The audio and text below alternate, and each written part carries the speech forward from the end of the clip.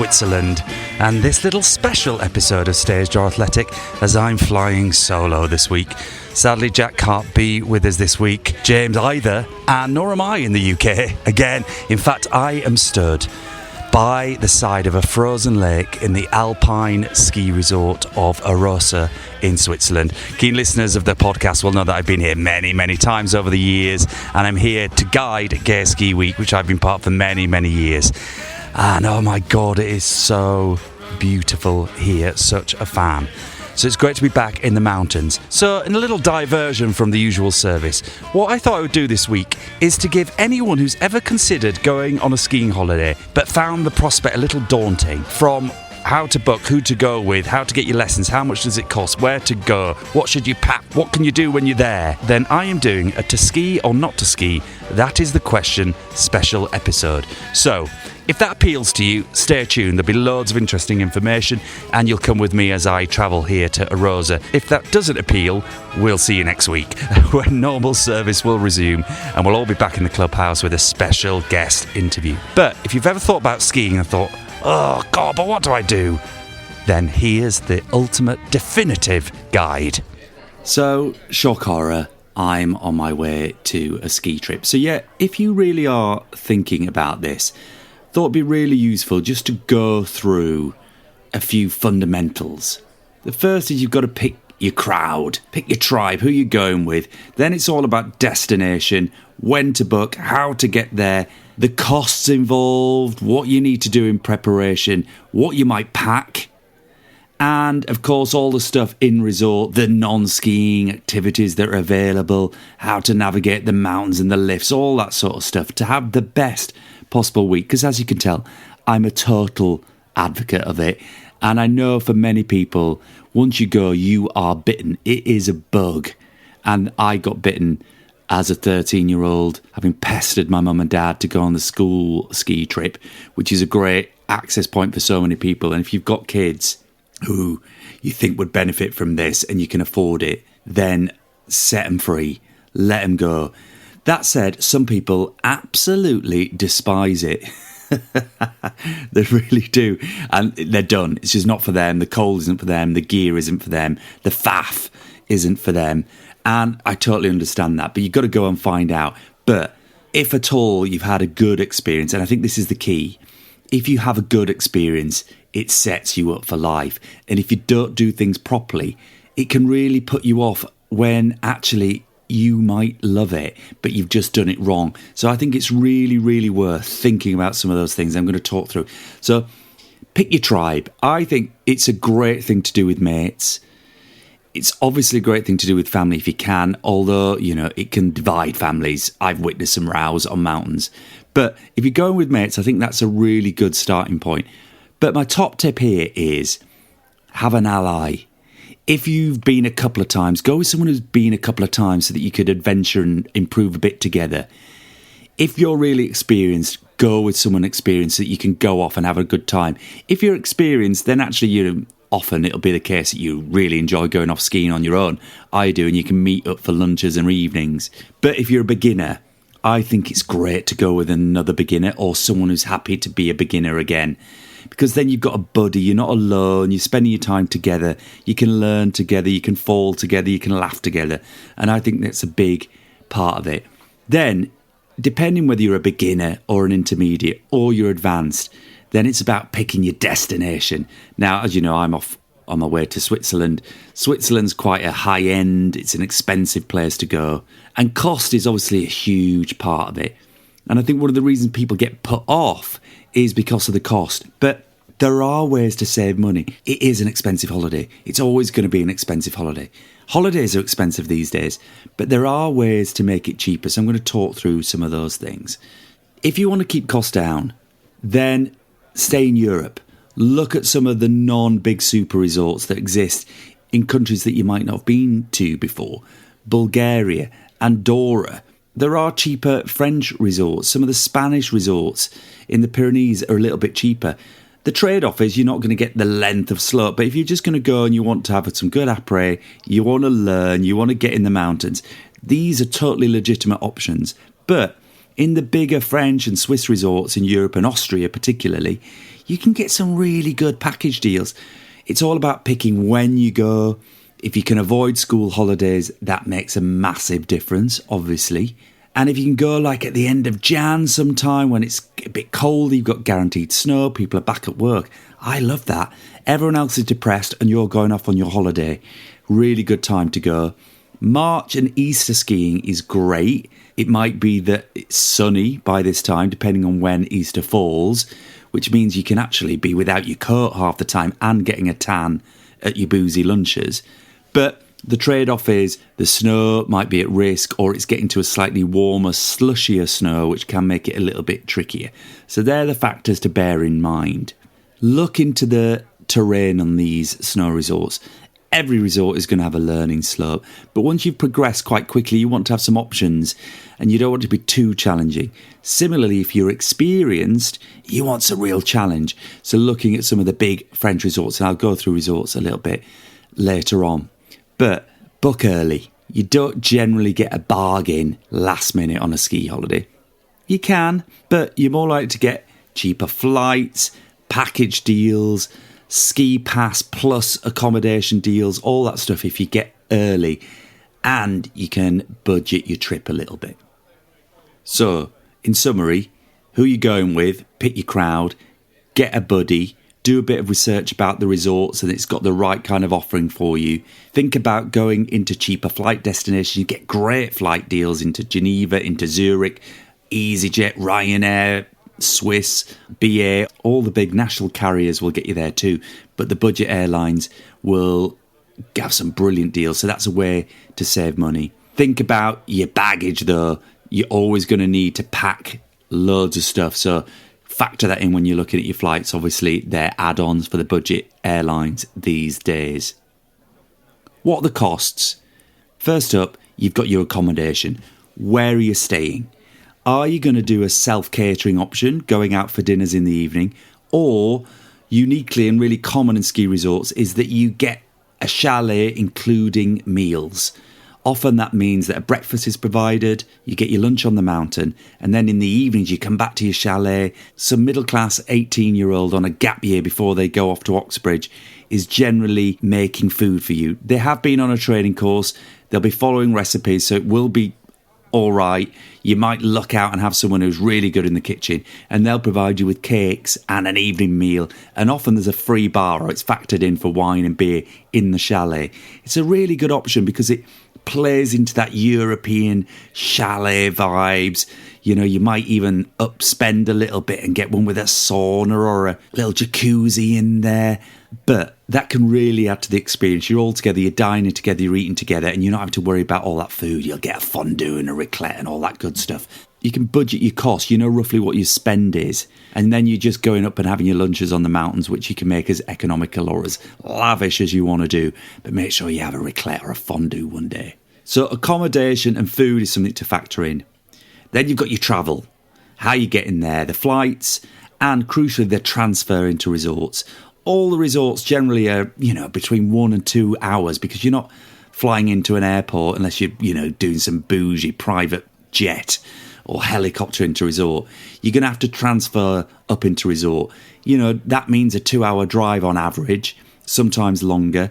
So you either hire a car or van, depending on how many of you are, or there's loads of transfer companies that'll pick you up from the airport and drop you right at your hotel.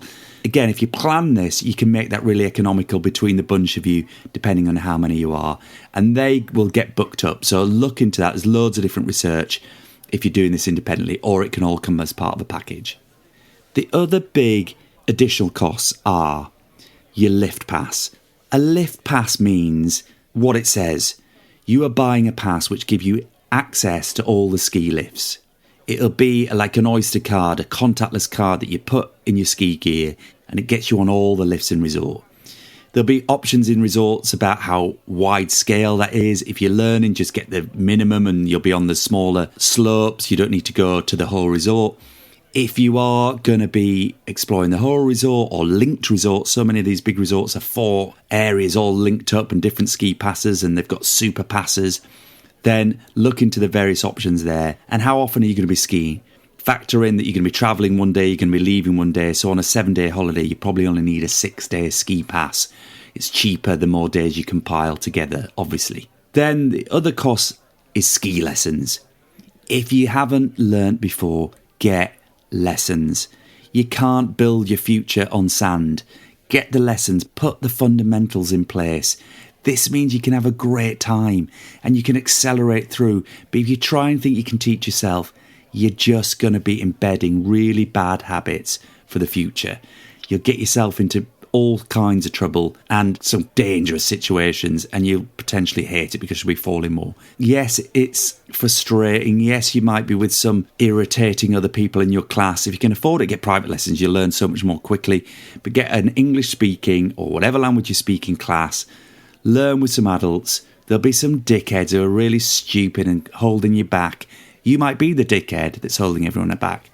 But get some lessons. It's so important. You might not need a full week. You might just need 2 or 3 days and then go off. But get the lessons in the morning and then ski with your mates in the afternoon. You'll improve so much. Then the other cost, obviously, is the gear, the hire. If you haven't got your own skis and poles and boots, you'll be getting those. Probably in resort. Pre-book them. You'll get some deals. There might be package deals with passes, all this stuff. You're going to need them until you buy. Don't buy any boots or ski gear until you've been 5 or 6 times and you know you love it. Then suddenly you can start discounting that cost because you're investing in your own gear. Buying your own boots after 2 or 3 trips if you've fallen in love is a must. Having your own boots is everything, but don't invest until you know you love it. So they're higher costs. Then there's all the gear that you're wearing. Don't invest in this up front. You've probably got loads of this, and I'll talk about gear in a little bit. But beg, borrow and steal until you know you love it. Then you can start getting bougie with your wardrobe. I can't tell you how much gear I've bought over the years. So, to summarise all that, think about packages that might bundle your accommodation, your lift passes, your transfer and your rentals together. That's a great way to make savings. But I would really encourage you to do some research because it's possible to assemble these things yourself and get some great bargains if you're that kind of person. But if you aren't, look for the package deals. Then meals, decide. Are you self-catering? Can be a bit more budget friendly, or you're doing the full chalet catered experience. Equipment, rent until you know you love it. Clothing, beg, borrow and steal until you get all bougie with your fashion. So in lieu of my beloved podcast partner, Jack, I thought I'd talk to ChatGPT, and I asked it for some recommendation for the best beginner, intermediate and advanced resorts. Here's what it said. So if you're going to Europe, it's same for beginners. Alpe d'Huez in France, known for sunny, beginner-friendly slopes. Larks in Switzerland, there's specific beginner zones and nice gentle pistes. It's also suggesting Levi or Levi in Finland. That's one I've never heard of. Small resorts, uncrowded, gentle slopes, and big focus on learning. So they're pretty cool. If you're in North America, it's saying Breckenridge in Colorado and Whistler. I'm surprised by that. Whistler is a huge, amazing, big resort outside Vancouver. Going into Vancouver, oh my God. That's a great combo if you want to do a city skiing combination. But it's saying it's got big beginner zones and really, really good, obviously English-speaking ski schools if you are an English speaker. You might want to go to Japan. Oh, God, I so want to go to Japan. And it's suggesting Niseko as a resort there. Reliable powder, gentle slopes, very welcoming atmosphere. They're really interesting ones, I reckon. Intermediate, if you're thinking Europe, then Les Deux Alpes in France.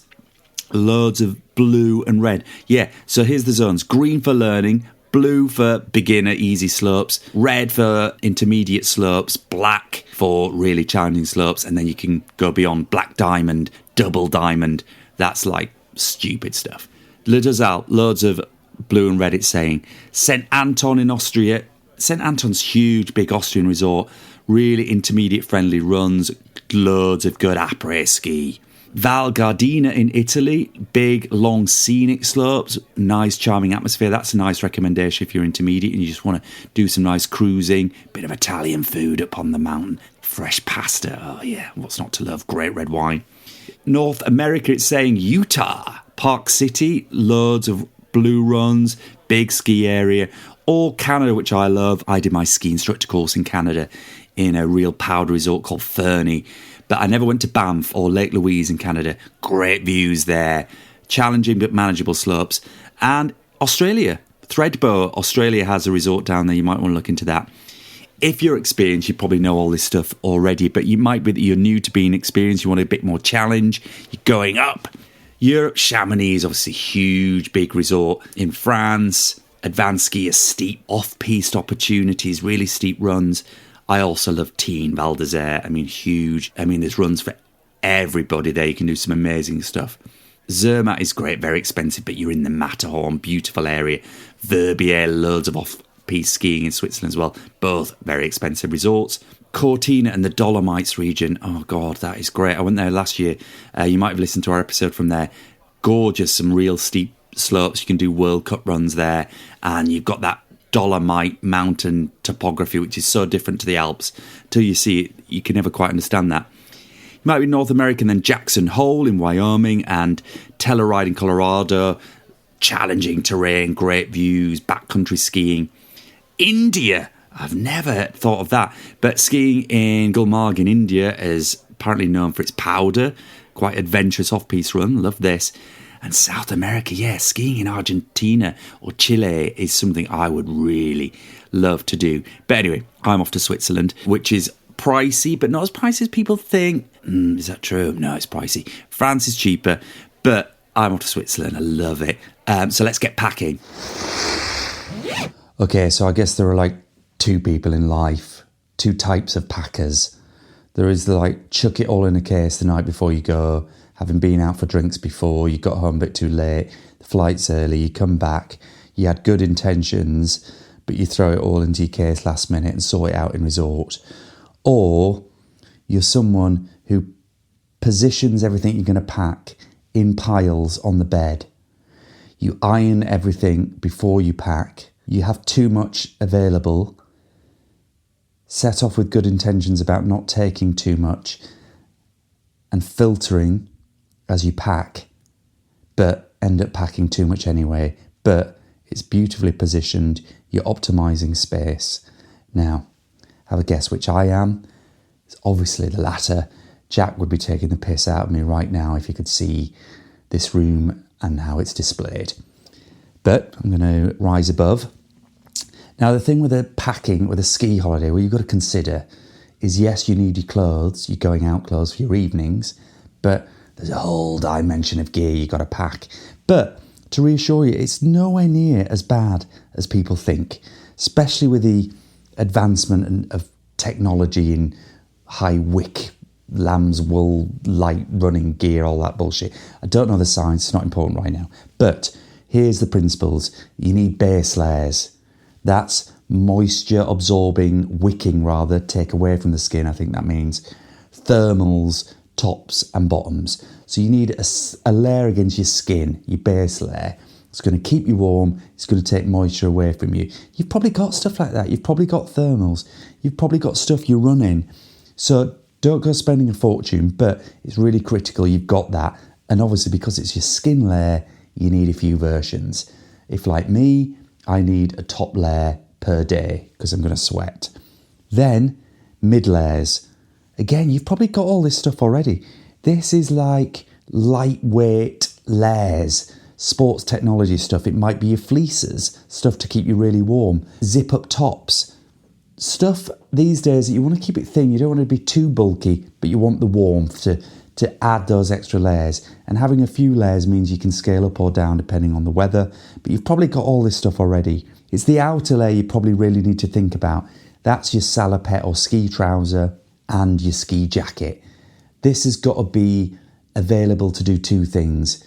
Stop wind getting through and keep you dry if it's snowing or raining. So think about that, that it's waterproof and windproof, including your zips, because that's going to stop all the other layers getting wet and getting you cold. And there's nothing worse than being cold up a mountain. So do that. Then ski socks, thermal ski socks. Again, these don't need to be massively thick anymore.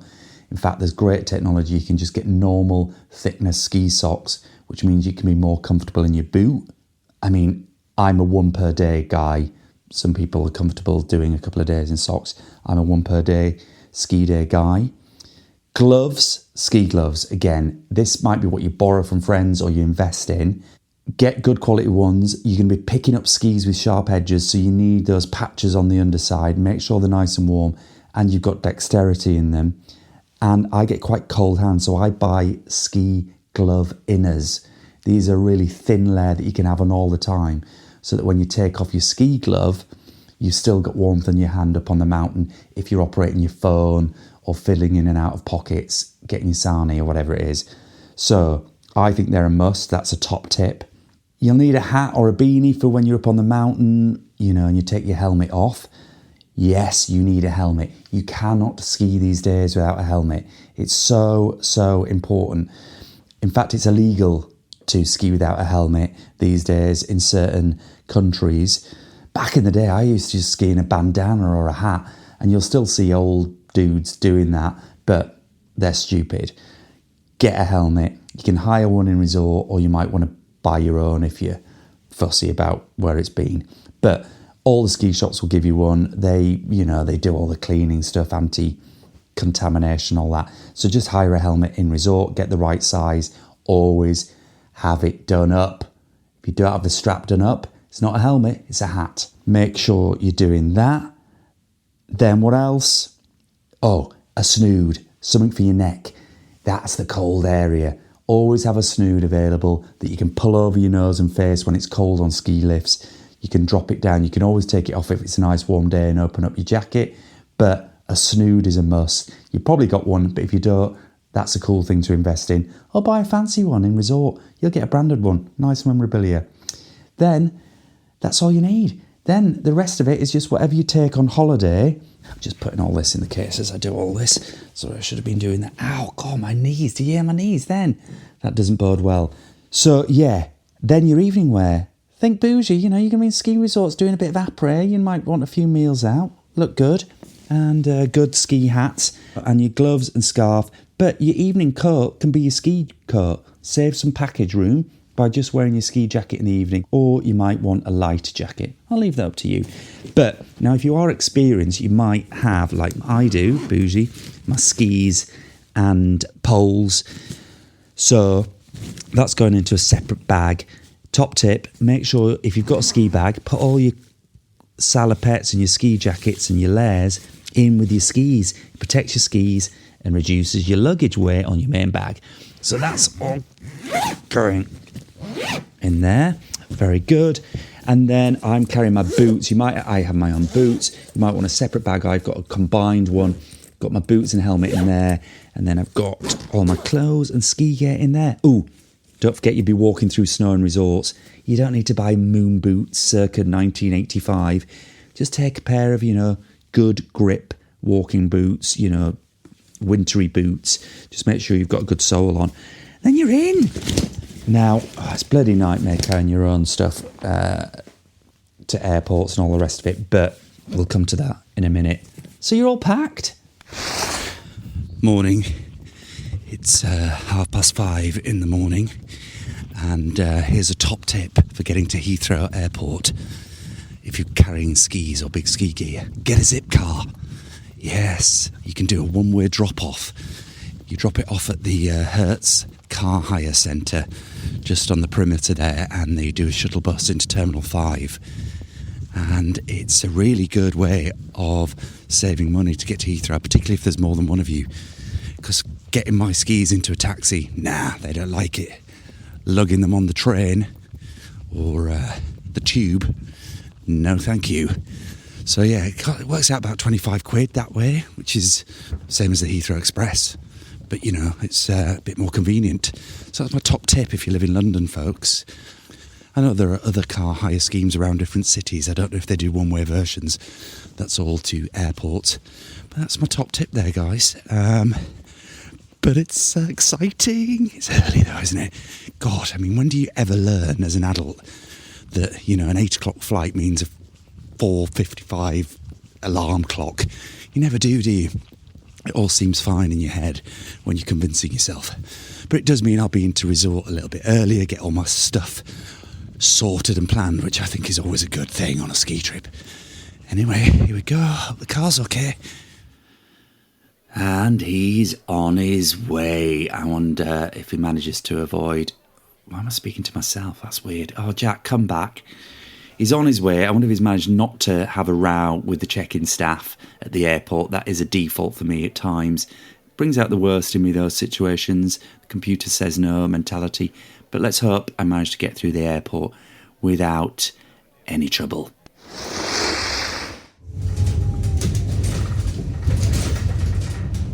Awesome. Thanks so much. Thanks a lot. Take care. Have a nice day. See ya. Marvellous. How about that? So an hour and 10 minutes from my front door to Terminal 5, having dropped off the zip car, got the little Hertzy transfer bus. Here I am. Just going to head into Terminal and go check in. Got that fated email from British Airways this morning when news about your flight. These days, I would say like 30% of my flights with BA, I get an email saying, sorry, it's cancelled or delayed. Yeah, said there might be a delay. I mean, typical British Airways, absolute basket case. But let's go charm them. So here's a money-saving tip. So I am flying business class to Switzerland, not because I'm bougie and wealthy, but because through my Avios that I've collected over my American Express card over the years, you accumulate the Avios points, which are really useful to use on these European ski flights. It's cost me about, I think, 20 quid my flight, plus, you know, a few thousand Avios to book business class. What that means is that I don't have any restrictions on baggage, because when I travel with my skis, all the airlines charge, including BA, to travel it, apart from Swiss. Swiss will carry your skis for free. They're all obviously the budget carriers, then you've got to pay extra for sports luggage. British Airways these days, which is essentially a budget airline, charge you. But by going business, I get 2 big bags for free, plus I can go in the lounge and have a dry bacon sandwich. All being well. Anyway, heading down to check in. Hi, how you doing? You all right? Good, thank you. How are you? Yeah, I'm all right. Early doors. Yeah, do you have your boarding pass? I think you're going to need to go to... The oversized in a sec. Yeah. That's fine. Great. Where are you travelling to today? Zurich. Thank you. Awesome. Thanks a lot. Take care. Oh, it said it might be delayed. Is it showing delayed? I got an email this morning. Oh, is it? Okay, brilliant. Thanks a lot. See ya. Woohoo, how about that? On time. Well, we'll see about that. Great, all smooth. Drop my big skis off. So standard protocol whenever at Heathrow is I head straight to the duty-free area to get some Biotherm Homme face cream and then douse myself in Chanel Allure Sport Pour Homme. So let's go. Now, pre-pandemic, when I was travelling quite a lot for work, got to the point where such was my routine that one of the ladies in the duty-free section at Heathrow went, hello again, as I went to get some free tester stuff. She sussed me out. She wasn't pleased. See if she's here today. Right, let's have a look at this. Want SPF in my gel? Probably do today, actually. A bit thicker though, isn't it? Don't like that. Need to get better at looking more discreet. I look like I'm actually doing my sort of morning bathroom routine rather than just pretending that I'm interested in the products. It's like I've moved in and this is my bathroom and I'm just doing a full facial. Well, no one's spotted. It's 3 blokes, they don't care, I don't think. Bit of eye cream, tea gel. Great. That's about 10 quid's worth of stuff there. I'm gonna head off now. Yeah, maybe not today. We head down to Chanel. This is always tougher. They're a bit more on guard, the Chanel ladies. You can imagine, because Chanel is one of those brands, a bit like Apple, never discounted. You'll never ever see a Chanel product on sale because it's all part of the, you know, the bougie status thing. You can't get a bargain. It's so typical of me. The fragrance that I love, like 90 quid for 100 mils. Ridiculous. You can't beat a Zara fragrance every now and then for a cheap alternative. Come in, pretend that you're looking at the prices. How much is that one then? 83. Oh, that's not too bad actually. I paid less than that recently. Also, how are you? Yeah, I'm good. How are you doing? Fine. Just checking prices. You had a limited edition one of these recently. Have you still got that? Has it gone? It's gone, yes. It's gone. How long was that running? It's 2 months. Oh, It smells different. And this is Oh, the extreme. Is that this. different? You get One confused is with at the red. Parlophone, one is at the toilet. The lighter one is at the toilet. Yeah. The darker one is at the Parlophone, the extreme one. Okay. Extreme. Yes.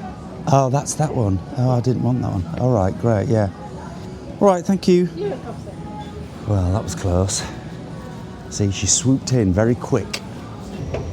Now, don't get me wrong, I do see the irony and the hypocrisy of talking about budget ski trips and then heading to the business lounge, but don't judge me. Thank you. Yes. Oh, yeah, look at that. Full English spread. Hash browns, studded sausages. I'll be having some of them. Oh, my God. Too early for a bit of pink champagne? Bottega pink Prosecco. No. Sod it.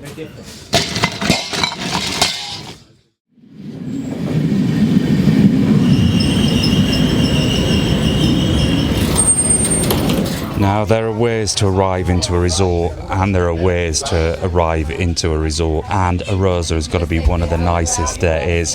After a couple of trains from the airport, you then take a red mountain train that winds its way up the mountain and arrives in the snow-covered station of Arosa right by a lake. And here I am, and I love it! Here I am in Switzerland. Hi, how you doing? Nice to see you. Hello. How you doing? Oh, mwah. How you doing? This is the view that I like to see. Now even better. I'm home from home. You're home. Oh, look at this. How cool. Are you all right? I'm doing a little duty service. How nice. Literally just paid up and I was like, Robbie's on the way. Perfect. Are you all right? Have you had a nice little lunchy? Yeah, I had a lunch.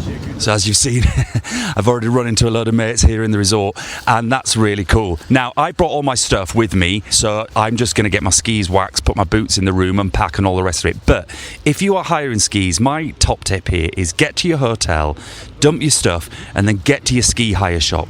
Get all your hire, your boots, your poles, your skis, your helmet, all sorted the day before.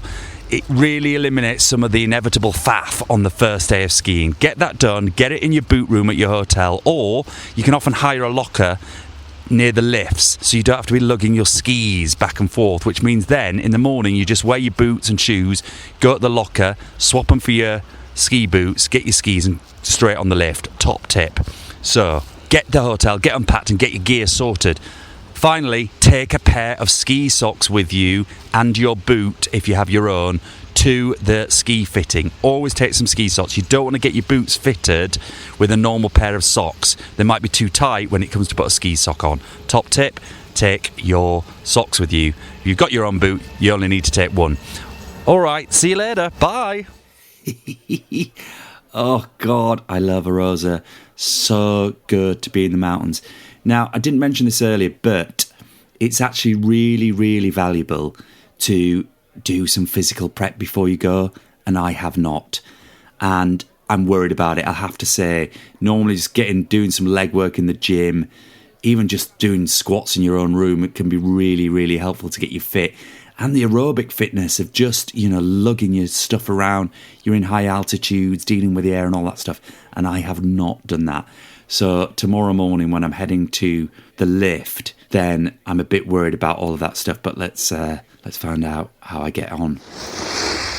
So, checklist before you leave the apartment. Make sure you've got your skis and boots, obviously. You've got your base layer on, your mid layer on, your coat. Don't forget your glove inners if you're going to bring them, and your gloves. Your helmet. Absolutely bring your helmet. And lip salve, sun cream, any chocolate or snacks or water. And don't forget your ski pass. Absolute must. Big error happens so often on the first day. Make sure you put your ski pass in your coat or in your trousers, always on the left hand side in most ski resorts. So pop it in there and then you're ready to go. Well, I am on my way up the mountain in the first ski lift of the day, the first ski lift of 2025. Oh, it's beautiful. Sat on my own on a chairlift, taking in the snow-capped trees, the beautiful pistes, hearing the swish of skis on freshly pisted snow. Oh, truly never happier. But, you know, always the morning faff. You've just got to get used to faffing with skiing. You know, I've been doing this for, 20 years, way longer, 30 years, and it's always a faff. Putting those boots on for the first time, it's never easy. You just sort out your slightly bulging waistband on the trousers that was suitable for your body 3 years ago, but you're still squeezing into your trousers, and you've sorted all that out, and then you drop your glove, so you bend down and your waistband pops, and it's just an endless cycle of all of that, and you've just got to embrace the faff, learn to love it, because the reward is all to come. Oh my God, so I'm up at the top of the mountain and I'm ready to go. So excited. Just before you set off on this first run, make sure your boots are nice and cosy, not too tight. Some of the biggest problems comes when people do their boots too tight. Make sure you can put your fingers between the back of your leg and the boot, not with a massive gap, but just be able to snugly fit your fingers behind. Do a first run and then adjust afterwards, but don't go all day in pain. Make sure your helmet is done up, goggles on, all your zips done up, and then take it easy and have the time of your life. Oh my God, here we go. Check the piste is clear, just like driving, and let's go.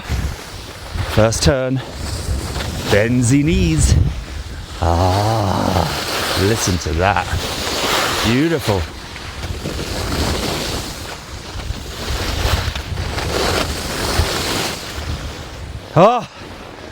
Just amazing, love it so much. I'm looking around, the sun is out, there is just a little smattering of cloud in the air. The piste is bashed and firmed, it's 0 degrees, which is just lovely. Not too cold, but the snow's not going to melt under you, and you can have a lovely day in the sunshine. It smiles all around. So you know how much it means to me. I hope I've inspired you to have a go. Have the best time if you do. Back to me in the studio. Weird. Wow. He's off. I mean, honestly, I'm never more content, and I've already said that, than being up in the mountain. And I hope you go and have that experience as well. A few other things just to chuck in that can really help ease the whole experience when you're heading out to these things. Think about having batteries for your phone, stuff like that, portable chargers. Do a bit of research about the area and get a piste map on your phone. Know what the emergency number is, just so that you can help out and know who to call for support when you're up on the mountain. Each resort will have a number that you can access directly through your phone, and the GPS is really, really helpful for all of that stuff. And travel insurance. For God's sake, get some travel insurance. You never know when you're going to need it. Make sure you're covered for winter sports. Check it's covering the area that you're going to. You never know. Take snacks up the mountain, like have chocolate, have a bit of food in a little pocket or a rucksack. Take water, always really good stuff to keep hydrated. You're doing physical activity, don't forget. Don't forget just to be in the moment. Switch off your phone. Use that time on the ski lifts to take it all in. That's what it's about. Just also a word. You don't have to ski. There's so many great things to do in resort. There's loads of stuff. Snowshoeing, sledging, great spas. You know, the Europeans particularly take wellness seriously. They'll have brilliant spas and jacuzzis and all sorts of stuff. Grab it. Enjoy it. Take some time. It's rare that you're in mountain air. And all the resorts, including Arosa, have brilliant walking tracks. Arosa's brilliant for that, actually. Great walking tracks with access to the mountain restaurants, so that actually you can set off, meet your mates who might be skiing, you can enjoy the mountain food, you can take your time walking back, or actually you can get the lift down a lot of the time. So you don't have to be skiing or snowboarding and all of this stuff. Just enjoy being in the mountains, having hot chocolates, great food, relaxing treatments, early nights, a bit of après. You can tell there's so much, I think, to offer. I'm not going to go into this episode, but we've talked about it before. I'm sure we'll do episodes in the future. There are great holidays to make friends. I obviously go to some of these gay ski weeks in Europe and around the world, and they're great ways to bring together like-minded people, but you don't have to be gated to go to these weeks. They will be like package holidays for people who want to go on their own to some of these ski packages, and you can meet like-minded folk and go off and have these things. So, listen, God, I don't like doing this without Jack. Looking forward to having him back next week, which we will, and James, for a special guest episode. Oh my God, I'm so excited about that. It's crazy. It's unlike any guest we've had before, but you got to love it. Tune in next week. Thanks for listening. If you want to get any more advice and you'd like some more detail about this, you want to have a conversation about skiing, then reach out on the Instagram, Stage Door Athletic. Drop us a DM. I'm really happy to talk about this and send some information. Really happy to make contact with other skiers. Or if you are an experienced skier and you're heading out, post some of your pictures, tag us in, let us know. As I say, we'll be back full triplet next week, back in the clubhouse with a special guest. Have a great week, and I'm off to ski. Love you, bye. Jack, come back. Yeah, I miss your face. Jack, come back. I just miss your face. Jack, come back. I just miss